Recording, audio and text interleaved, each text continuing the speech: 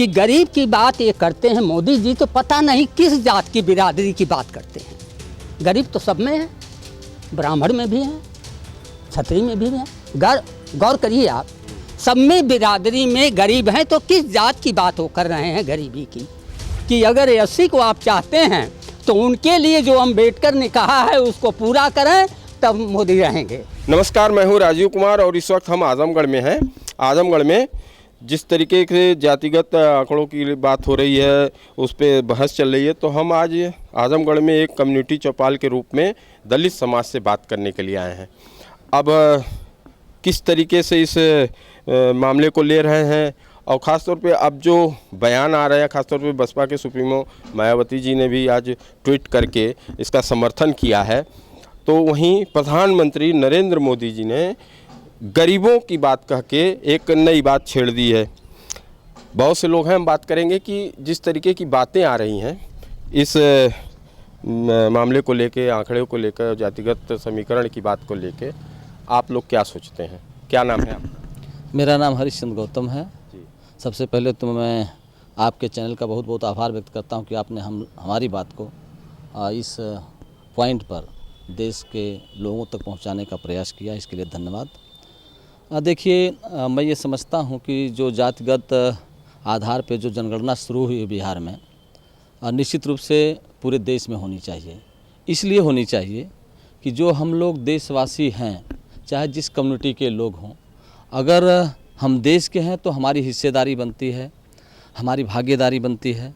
इसलिए जातिगत अगर जनगणना हो जाएगी तो निश्चित रूप से इससे स्पष्ट हो जाएगा कि जैसे कि यहाँ पे जो गरीबी और अमीरी की भी बात चलती है, कहीं पता चला है कि गरीबी अमीरी पर भी लोग बात करते हैं, तो अभी तो गरीबी और अमीरी की परिभाषा हमारे देश में नहीं बन पाई कि गरीबी की परिभाषा क्या है।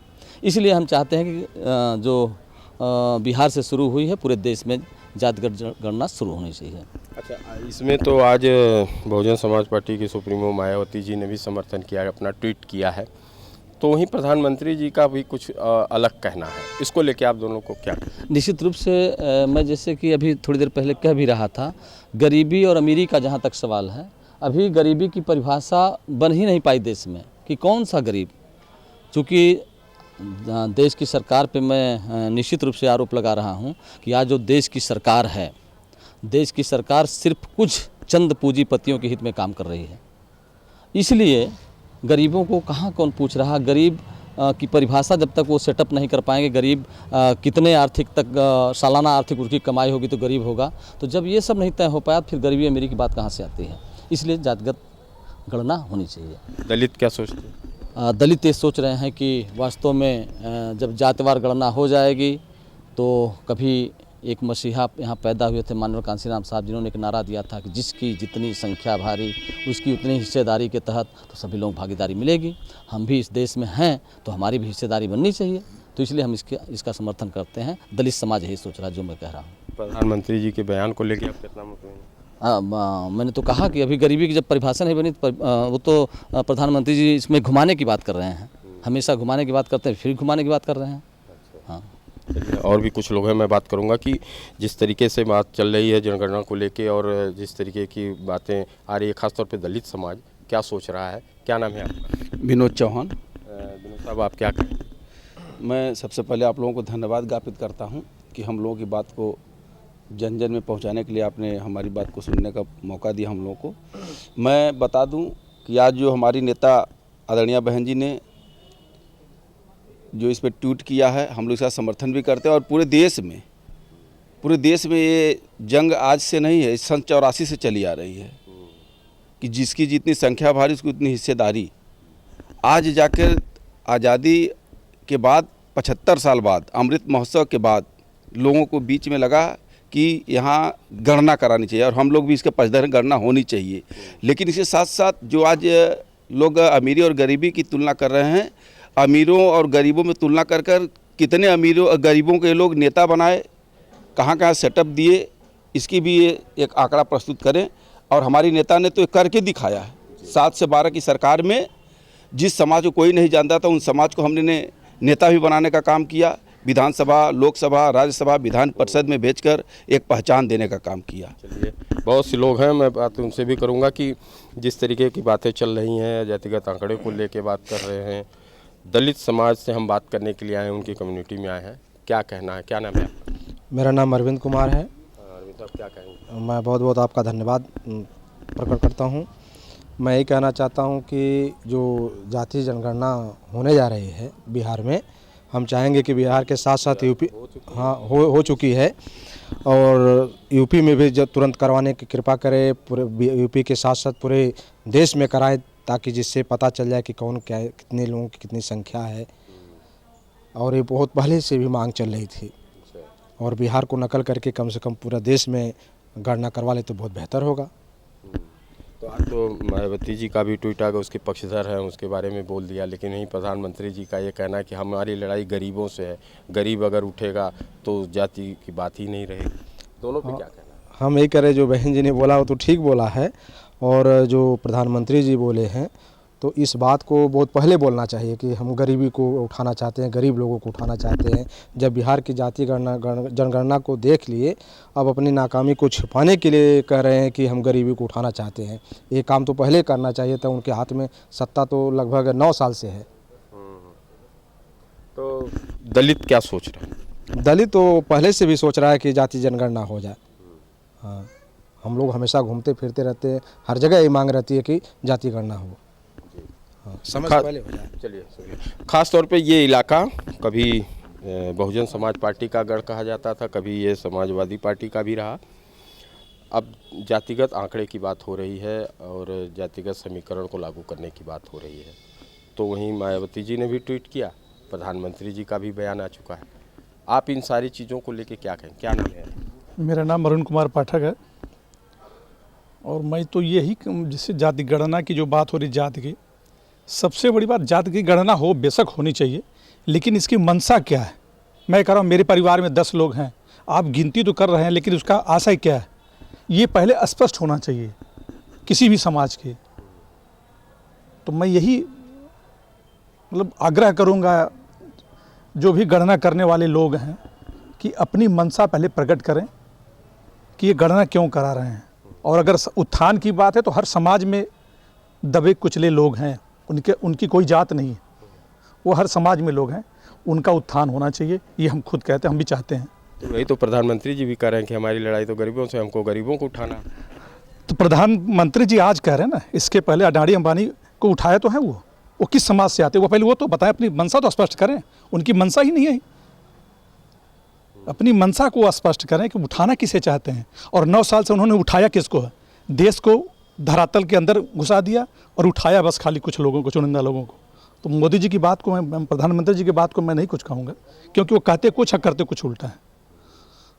चलिए, बहुत से लोग हैं, क्या कहना है? जिस तरीके से बातें आई हैं, हम जगह जगह जा रहे हैं, दलित समाज से बात करने की बात कर रहे हैं, क्या दलित सोचते हैं और इस पूरे जनगणना को लेके आपका क्या कहना? क्या नाम है आपका? मेरा नाम जयदेराम एडवोकेट है। पहले तो मैं आपके चैनल को सुनने वाले लोगों को सबको धन्यवाद, जय भीम करता हूं, जय भारत करता हूं और प्रणाम करता हूं, नमस्कार करता हूं। जो ये जातीय जनगणना बिहार में हुई है, हम चाहते हैं कि भाई इस जातीय जनगणना पूरे यूपी में भी हो और पूरे देश में हो, क्योंकि जातीय जनगणना 1931 में हुई थी, तब से लेकर के अब तक इसकी बड़ी मांग हो रही है। और जब तक जातीय जनगणना नहीं होगी तब तक लोगों का पता नहीं चलेगा, क्योंकि लोगों के साथ जो यहाँ गरीब है ना, उनके साथ बहुत ही अमानवीय व्यवहार होता है, उनको गरीब पर गरीब बनाया जाता है। आज किसी के पास कोई हक न है, न हकूक़ है, न कोई अधिकार है, न कोई सरकारी योजनाओं का लाभ मिल रहा है। सिर्फ जनता क्या है ना, 5 किलो राशन के लिए देख रही है, और उसके पास उसके बच्चे पढ़ लिख करके एकदम बेरोजगारी की कगार पर खड़े हैं, किसी को नौकरी चाकरी नहीं मिल रही, सब अंधकार में है। तो सरकार जातीय जनगणना जो है पूरे देश में करावे और साथ साथ यूपी में हो, जिससे जितने लोगों का है जो उनको भागीदारी है वो सुनिश्चित हो। यह ना हो कि चंद लोगों को ही सिर्फ प्रॉफिट मिले, इस देश के संसाधनों पर चंद लोगों का ही कब्जा हो, बल्कि सारे देश के नागरिकों के ऊपर उनके हिसाब से उनकी भागीदारी तय हो, उनका सब कुछ तय हो। दलित क्या चाहते हैं? दलित चाहता ना कि भाई हमें भी जो संवैधानिक अधिकार है, संविधान में सब कुछ दिया गया है वो हमें मिले, लेकिन सरकार तो कोई नहीं दे रही है, चाहे कांग्रेस हो चाहे बीजेपी हो।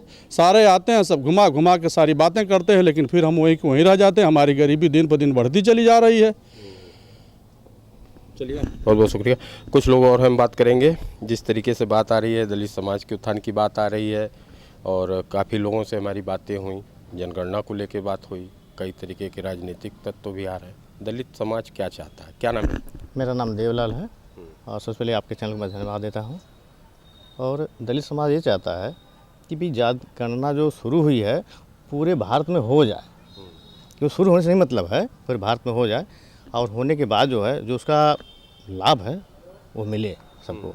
जी, आज तो बसपा सुप्रीमो मायावती जी ने भी ट्वीट करके इसका समर्थन किया है, लेकिन प्रधानमंत्री जी का भी बयान आया है। हाँ, तो ये जो बसपा सुप्रीमो मायावती जी हैं, इनका तो पहले से आ रहा है कि भाई जातगणना हो। जब तक नहीं होगी तब तक जो है कैसे पता चलेगा कौन किसका कितना हिस्सा, कौन किसकी भागीदारी है, कौन किसको चाहिए। तो अब जो है ये हमारे जो प्रधानमंत्री जी हैं, अब उनको कुछ बचा ही नहीं है। लास्ट में बचा है कि अब इस पर जो हम अपना एक काम करें, अब कर लें तब तो जी, जब पूरा हो जाए तब कहा जाएगा। चलिए, जातिगत आंकड़ों की बात ही हो रही है। दलित समाज भी काफ़ी दिनों से इस बात की रखता था, पर भी आज तो मायावती जी ने भी ट्वीट कर दिया, लेकिन इस पे प्रधानमंत्री जी का भी बयान आया। पहले तो हम, क्या नाम है आपका? डॉक्टर कुमार। तो कुमार साहब, क्या सोच रहे हैं आप और दलित क्या चाहता है इस तरीके की चीज़ों पे? सच पूछिए तो हम लोग आज से नहीं, जितनी करीब उम्र के हिसाब से जितनी पार्टियां आईं और सब पार्टी को देखा गया और भारतीय संविधान के मुताबिक जो हमें मिलना चाहिए वो बाबा साहब के अध्ययन से जो हम खड़े हैं आपके सामने, ये मोदी को एहसास होना चाहिए कि मोदी किस स्टैंड पर खड़े हैं। डॉक्टर अंबेडकर ने अगर हमको नहीं देता तो न तो कांग्रेस दे पाई और न तो आरएसएस दे पाया। ये फैक्ट है। दूसरी बात यह है कि गरीब की बात ये करते हैं मोदी जी, तो पता नहीं किस जात की बिरादरी की बात करते हैं। गरीब तो सब में है, ब्राह्मण में भी है, छतरी में भी है। गौर करिए आप, सब में बिरादरी में गरीब हैं, तो किस जात की बात वो कर रहे हैं गरीबी की? भारत में एक ऐसी ही जात SC ST है कि जो सभी लोग इसी पर दहाते हैं और इन्हीं के चक्कर में पड़े रहते हैं कि इनका वोट मिले तो हम सरकार बना लें। अब बात सत्य भी है, तो सत्य अगर है तो इनको मारने पीटने वाला आज से नहीं, जमाने से, सदियों से कौन सरकार ख़त्म करेगी? ये मैं पूछना चाहता हूँ मोदी से। आप तो इसलिए जीत के गए हैं ना कि मैं सब कुछ करूँगा, बराबर कर दूँगा, जात ख़त्म कर दूँगा, सबको एहसास करा दूँगा कि ये सरकार काम कर रही है। तो हमारे लिए तो जैसे अब कर्नाटक की बात है और आपके राजस्थान में तमाम घटना के साथ आप जानते ही हैं, पत्रकार हैं, ये कहने की बात नहीं है। तमाम दलितों को जो पढ़े लिखे लड़के हैं उनको, जैसे बेमुला की बात ले लीजिए। अब ये अध्ययन मैं कर रहा हूँ कि हमारे SC ST के जो विद्यार्थी हैं उनके ऊपर ये ऐसा क्यों हो रहा है कि जो उनको डिप्रेशन में ला करके ख़त्म कर दिया जाए। और कहते हैं कि फांसी लगा लिया। MA जो कर लिया, PhD कर लिया, आज तक फांसी नहीं लगाया, जब PhD कर लिया तो फांसी लगा लिया। इनके सरकार में यही हुआ। लेकिन सवाल तो ये उठता है कि जिनको मौका मिला, हाँ, चाहे वो दलित समाज से रहे हों, पिछड़े जी हाँ, उन्होंने भी तो कुछ नहीं किया। हम उनसे क्यों नहीं सवाल ये उठता? नहीं, समाज अगर वो नहीं किया तो समाज को तो हरा भी दिया। जो समाज नहीं किया वो समाज तो आज खड़ी है रोड पर। कांग्रेस सदियों से तो वही हम वोट देते रहे, तो जब सदियों से वोट दिए हमारा काम नहीं हुआ, उसको हम हरा दिए। अब मोदी कह रहे हैं इस तरह की बात, तो मोदी को भाई करके दिखावें ना, करके हमें दिखावें कि हम आज हमारे बच्चे पढ़ने में परेशान हैं। हर जगह अमीरों का कॉलेज है, हमारे बच्चे वो उतनी पैसा नहीं दे पा रहे हैं कि पढ़ें। अब कैसे पढ़ेंगे? इस बात को आप पहुंचाइए कि बात SC में ये है कि अगर SC को आप चाहते हैं तो उनके लिए जो अम्बेडकर ने कहा है उसको पूरा करें, तब मोदी रहेंगे। हाँ, ये सीधी सी बात है। दलित भी शायद यही चाहता है। हाँ, यही चाहता है। पूरा यही चाहता है कि हमारे लिए जो संविधान में है उसको क्यों नहीं पूरा किया गया। और ऊपर से ये लोग कहते हैं कि वोट दो, तो गरीब की बात करते हैं तो गरीब तो हर जात में है कि नहीं है। अभी 10% आरक्षण ले लिए लोग, कहाँ लिखा है संविधान में? गरीब की तो बात करते हैं, कहाँ लिखा था? कहीं नहीं लिखा है। जातिगत आंकड़ों पे बात हो रही है। हाँ, जातिगत आधार पर देखिए, जातिगत आधार पर अभी लोगों ने आपके सामने कहे हैं क्या होना चाहिए। जात जनगणना भी लोगों ने टाल दिया। हम मांग करते हैं, अगर उनके में दिल में ये बात रहती कि जो मांग कर रहे हैं आज से नहीं 31 से बात है, अंग्रेज़ों के ज़माने से 1931 में हुई थी, तब से जनगणना 2 बार मंडल कमीशन में भी, आयोग में, वो भी नहीं हुआ। फिर लोग मांग कर रहे हैं नहीं हुआ। ये क्या मतलब है टालने का कि कोर्ट ने टाल दिया, सुप्रीम कोर्ट ने टाल दिया, इसका क्या मतलब है? हमें जानना चाहते हैं मोदी से। चलिए, बहुत बहुत शुक्रिया। तो हम कुल मिला के आजमगढ़ में हैं और आजमगढ़ के कुछ लोगों से हम ये बातचीत करना चाह रहे हैं। ख़ासतौर पे हमने दलित समाज से बात की कि जो जिस तरीके से जातिगत आंकड़े की बात आ रही है, बिहार प्रांत में लागू भी कर देने की बात आई या उस पर मायावती जी ने उसका समर्थन किया है, तो कहीं कहीं प्रधानमंत्री नरेंद्र मोदी जी ने गरीबों की बात कही है। तो इन सारी विषयों पे हमने बात करने का प्रयास किया और इन लोगों से जो बातें छनकर आई कि वो चाहते हैं कि जातिगत आंकड़ा भी हो और दलित और गरीब का भी एक पहचान की बात सामने आनी चाहिए, जिससे कि उन्हें भी उस समाज में उनको हक मिल सके। तो इन्हीं सब बातों को हम आप तक पहुंचाने के लिए आए थे और आगे भी इस तरीके की बातों को हम बात करते रहेंगे। राजीव कुमार, आजमगढ़, यूपी तक।